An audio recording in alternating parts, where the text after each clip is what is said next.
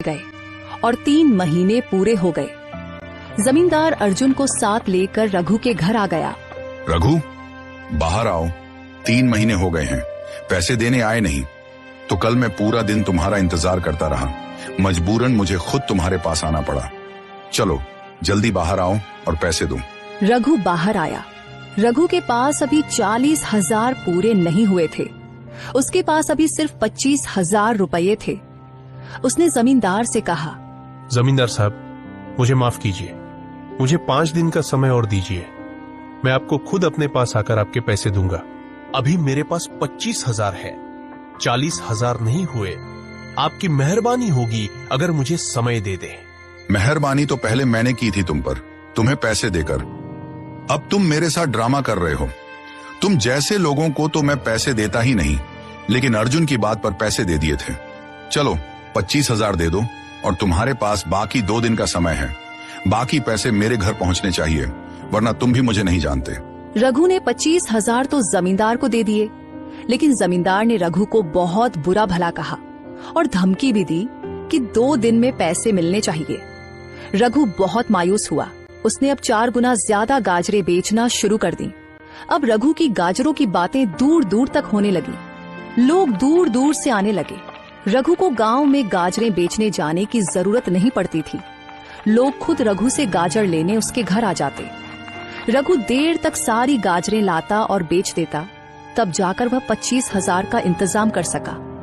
लेकिन अब उसने और ज्यादा मेहनत करने का सोचा और फैसला किया कि 2 दिन में जमींदार के पैसे वापस कर देगा। उधर जब जमींदार अपने घर पहुंचा तो उसकी पत्नी बेहोश पड़ी थी। विद्या, क्या हुआ? तुम होश में हो? विद्या, उठो। विद्या। जमींदार ने तुरंत डॉक्टर को बुलाया।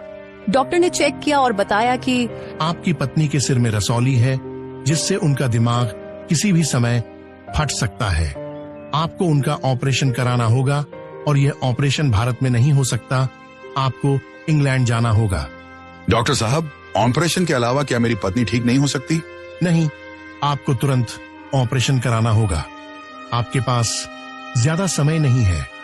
अगर 2 दिन के अंदर ऑपरेशन नहीं हुआ तो उनकी मौत हो जाएगी।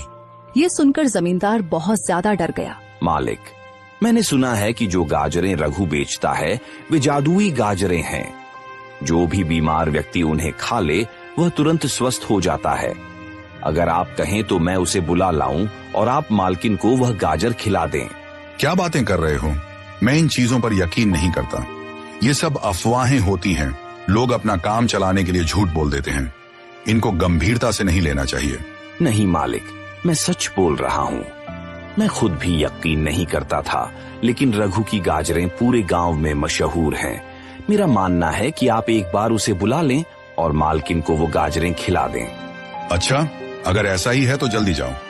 मैं अपनी पत्नी को इस हालत में नहीं देख सकता। जाओ, रघु को बुलाकर ले आओ। अर्जुन तुरंत गया और रघु को अपने साथ लेकर जमींदार के घर आ गया। जमींदार ने रघु से गाजर लेकर अपनी पत्नी को खिला दी। 10 मिनट में करिश्मा हो गया। जमींदार की पत्नी की आंखें खुल गईं और वह उठकर खड़ी हो गई। जमींदार यह देखकर बहुत खुश हुआ और रघु से बोला, रघु, तुम्हारा बहुत बहुत धन्यवाद। तुम्हारा यह एहसान मैं जिंदगी भर नहीं भूलूंगा। मुझे माफ कर देना। मैंने तुमसे जो बदतमीजी की उसके लिए मुझे बहुत शर्मिंदगी है। आज के बाद मैं कभी भी किसी के साथ ऐसा नहीं करूंगा। और हाँ, जो बाकी पैसे तुम्हें देने थे वो तुम मत देना। तुमने मेरी पत्नी की जान बचा ली। मेरे लिए यही सबसे बड़ी खुशी है। रघु फिर खुशी खुशी घर वापस आ गया। कुछ ही दिनों में एक बहुत बड़ा व्यापारी रघु के पास आया, जिसे जमींदार ने रघु की गाजरों के बारे में बताया था। उसने 2 से 3 ट्रक भरकर गाजरें ले ली। रघु